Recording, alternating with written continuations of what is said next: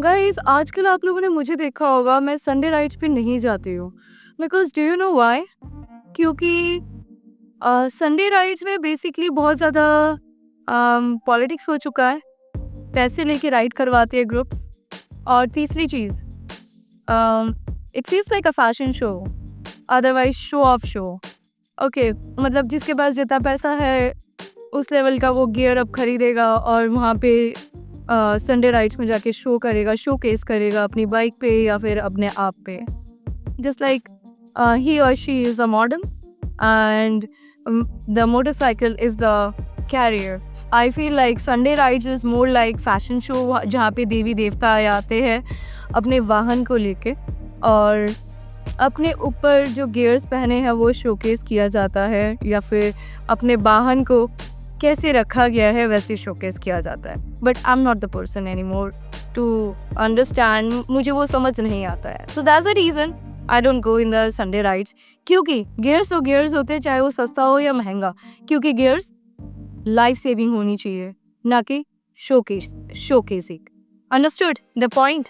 Riding gear is not a fashion statement, ये आपका life saver है। चाहे शॉर्ट राइड हो या फिर लॉन्ग टूर हो, एक्सीडेंट कभी भी हो सकता है। तो इस वीडियो में मैं आप बताऊंगी कि आपके लिए perfect helmet, perfect riding jacket, gloves, pants and boots according to your riding style and budget. Let's dive इन।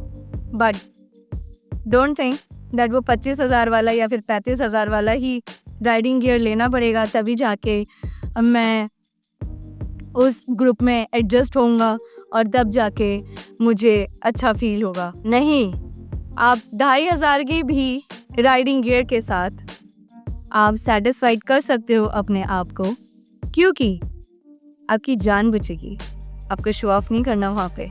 समझे ना अब मैं किस लेवल पे बात कर रही हूँ? मतलब अपना पैसा उस जगह इन्वेस्ट करो जहाँ पे इन्वेस्ट करना चाहिए, ना कि फैशन शो की चीज़ों के लिए। Getting my point? यहीं पे ज़्यादातर मेन इस टाइम पे like 75% are like males who are riding right now in this biking community. तो 75% जो मेल है ना, उनको ही पूछो कि आपकी बीवी या फिर गर्लफ्रेंड कोई एक्सपेंसिव सा लिपस्टिक लेके आए 5,000 वाली या फिर 10,000 वाली, तो क्या आपको फेजिबल लगेगा? वो खुद बोलेंगे कि it's a waste of money. Then why you are doing the waste of money when the same riding gear level 2 can come in 4,500 or 3,500 in another brand? Why you are wasting like 35 to 40,000, right? So if you are from that kind of group जिसमें showcase किया जाता है, riding gears को दिखाया जाता है या फिर प्रोमोट किया जाता है एक्सपेंसिव चीज़ों को लेने के लिए, तो प्लीज़ उन सब जगह से उन सब राइडिंग कम्युनिटी से आप निकलिए और मैं कहूँगी सोलो राइड्स कीजिए, because it will help you and help your mentality and help you out from the toxicity as well. Chalo, let's dive in that how and which gears are the perfect for your riding style.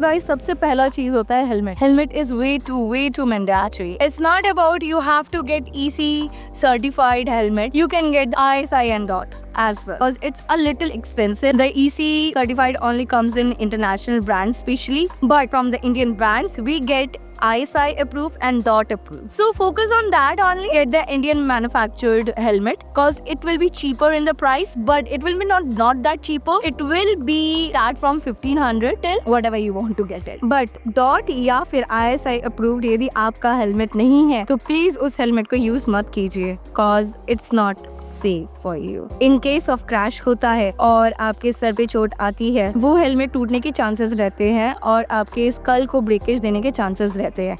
तो it's not helpful for your long time. So for that reason, you have to look for that kind of helmet at least. And the next thing is that helmet should be proper fitted. ना tight ना loose. Extreme tight होगा तो आपको हर जगह से tight लगेगा, पूरे head पे टाइट लगेगा. बट आपको स्नग फिट होगा तो स्टार्टिंग डेज में आपको पैडिंग्स के कारण आपको चीक्स में टाइट लगेगा, बस चीक्स में. और जैसे जैसे आप उस हेलमेट को पहनते रहोगे ना, उसकी फोम ना कंप्रेस हो जाएंगी according to your face structure. तो that's not a tight fit, that's a snug fit. Okay, so and you should get the snug fit helmet only. Otherwise यदि आप ज़्यादा ढीला आप लेते हो, 30 सेकेंड में आप हेलमेट रिमूवल करते हो, अपना कर सकते हो, it means the helmet is not enough snug fit according to your size. Tight fit कैसा एहसास होगा? जॉ मूवमेंट में दिक्कत होगी आपकी, मतलब बात करते वक्त आप फंबल होंगे, आपका जॉ मूवमेंट इजीली नहीं हो पाएगा. और जैसे ही आप ऐसे ऐसे सर घुमाओगे, हेलमेट नहीं घूमना चाहिए आपके फेस के साथ साथ. लाइक हेलमेट नहीं घूमना चाहिए आपके फेस के ऑपोजिट डायरेक्शन में. मतलब आपने इधर फेस घुमाया और हेलमेट इधर हल्का सा जा रहा है. Getting my point? That's not a snug fit helmet. Next है हेलमेट में you should get the double D-ring strap. Why? Because it's the safest locking system in the industry right now. Industry वाले हम लोग को riders को provide कर रहे हैं the safest locking system right now. Understood or not? Cause वो जो zap zoop है ना, वो zap zoop फटाफट कहीं भी कुछ भी हो सकता है. हाँ, तो please double D ring he prefer करिए अपने हेलमेट. बहुत सारे हेलमेट्स में, लो बजट हेलमेट में आप खरीदने जाओगे तो वेंटिलेशन सिस्टम आपको कम मिलेगा. वेंटिलेशन सिस्टम यहाँ पे 2 मिलने चाहिए आपको, यहाँ पे 1 और पीछे के साइड में 2. इससे क्या हो, गर्मी के टाइम पे एयर फ्लो बना रहेगा, जिससे आपको सांस लेने में दिक्कत नहीं होगी. ट्रैफिक में, ऑफ रोड्स में, समझे, सडनली आपको कहीं पे जाना पड़ गया, एक्सट्रीम ट्रैफिक हो रहा है, तो आपको ना सफोकेशन होगी. बहुत सारे लोग बोलते भी है कि मैं फुल फेस हेलमेट इसलिए नहीं पहन पाता हूँ, सफोकेशन होता है. Bro, you are using the wrong helmet, cause you are not using the proper ventilation helmet. आपको प्रॉपर वेंटिलेशन हेलमेट लेना पड़ेगा जिसमें आप सांस लेने में इजी होगा आपको. और एक चीज़ तो मैं बताना ही भूल गई, clear visor is very very important for the long rides और the beginner rider as well. So clear visor कैसे मिलेगा आपको? You have to put some visor solution on it. Please don't use those things, क्या कहते हैं जो शीशा साफ करते हैं, क्या नाम होता है उनका? हाँ, कॉलिन वगैरह यूज़ मत करना, क्योंकि जो टिंट्स है ना, टिंट्स ख़राब हो जाते हैं if you are having a tinted glass then. Okay, got my point? So I'm giving you a tip over here. Never buy a 500 का roadside helmet because it's not providing you any kind of safety. Invest करो at least 1500 to 3000 for basic safety. Understood? Helmet के बाद आता है riding jacket, जो सिर्फ हवा रोकने के लिए नहीं होता है. एक अच्छा जैकेट आपको प्रोटेक्ट करता है. सबसे पहला पॉइंट है इम्पैक्ट प्रोटेक्शन. सी लेवल 1 या फिर सी लेवल 2 ही आपको जैकेट लेना चाहिए. Material should be mesh for summer, textile for all weather, and leather for the winter. Leather for the winter, otherwise for the track riders. Third point is the fit. Fit should be body hugging and it should be comfortable as well. Fourth point is the airflow. It should give you proper airflow and ventilation. Otherwise, summer में आपकी वाट लग जाएगी. And the fifth and very important thing is that reflective strap. बहुत important चीज़ है. क्यों? क्योंकि आप जब नाइट राइड करेंगे, आप लोगों को कैसे पता चलेगा that a rider is going or a biker is there on the road?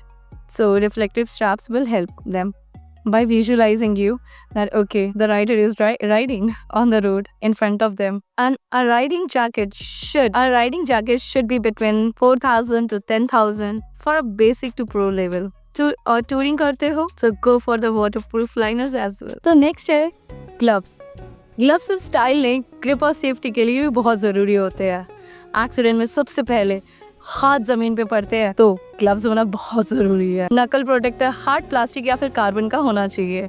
Palm slider भी होना चाहिए क्योंकि स्लाइड होते वक्त एक्सीडेंट में जब स्लाइड हो गया पाम को स्लाइड करते हुए लेके जाएगा और पाम में चोट नहीं आएंगी। ब्रीथेबल मटेरियल होना चाहिए क्योंकि स्वेटी हैंड से ग्रिप लूज होता है। Touch screen compatible finger tips होनी चाहिए जिसपे आप फोन के नेविगेशन यूज कर सकते हो। वेलक्रो रिस्ट लॉक होना चाहिए ताकि राइड के बीच में स्लिप ना करे आपका ग्लव्स। ये भाई आपको बजट मिल जाएगा 1500 से 5000 तक एक समर के लिए मेश ग्लव्स और टूरिंग के लिए फुल गॉन्टलेट मिल जाएगा आपको। तो नेक्स्ट पॉइंट है क्या? तो नेक्स्ट पॉइंट है riding pants. More than just a denim. Normal jeans protect नहीं करते हैं हाई स्पीड क्रैश में, तो उस टाइम पे हम लोगों को राइडिंग पैंट्स जरूरत पड़ती है। राइडिंग पैंट्स में आपको क्या क्या मिलेगा? CE armour on the knees and the hips, stretch panels मिलेंगे बेटर मूवमेंट के लिए, वाटरप्रूफ लेयर मिलेगा टूरिंग के लिए और zipper connection to jacket to prevent exposure during crash. अब ये क्या होता है, बहुत सारे राइडर्स और जिपर कनेक्शन जैकेट का और पैंट का करते नहीं। इनफैक्ट मैं भी नहीं करती हूँ बहुत सारी चीज़ों में, बट ये चीज़ करनी चाहिए। क्यों करनी चाहिए?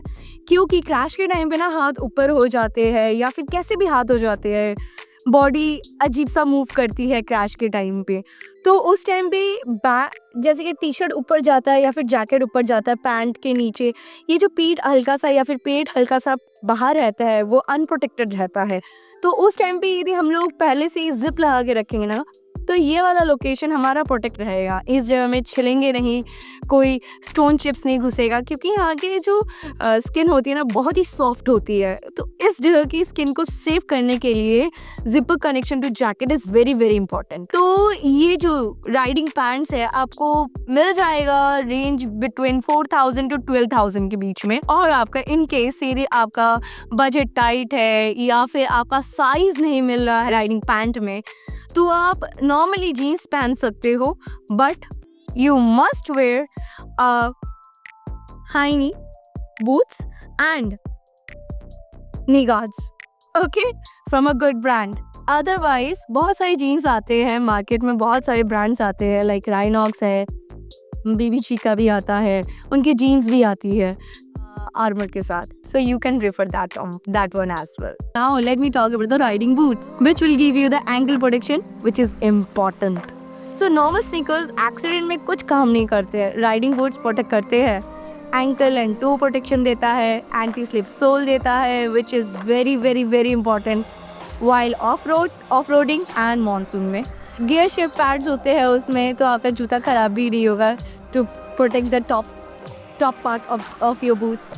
वेलक्रो या फिर जिप होता है या फिर रैचेट लॉक सिस्टम भी होता है जिससे आपके पैर में एकदम स्नग फिट होता है आपके राइडिंग बूट्स। तो I hope you got my point, right? Let me tell you how many kinds of boots are there in the market. Ankle boot is there for your daily use. Mid-cup or full-length riding boots are there for touring and off-roading. The budget can be settled between 3000 to 12000, and you know what, one more thing I have to tell you, waterproof boots for the long rides, it's very very very ideal because you don't know when मौसम का mood खराब हो जाए। Got my point? तो guys gear दो तरीके के होते हैं, ऑल सीजन गियर्स जो कि 3 लेयर्स में मैश, रेन लाइनर और थर्मल में मिलेंगे, और मॉड्यूलर गियर अलग से रेनकोट थर्मल ले लो, बेस मैश रखो। जो टूरिंग फ्रीक्वेंटली करते हैं उनके लिए ऑल सीजन गियर कन्वीनियंट होता है। सिटी राइडर्स के लिए मॉड्यूलर भी काफ़ी है।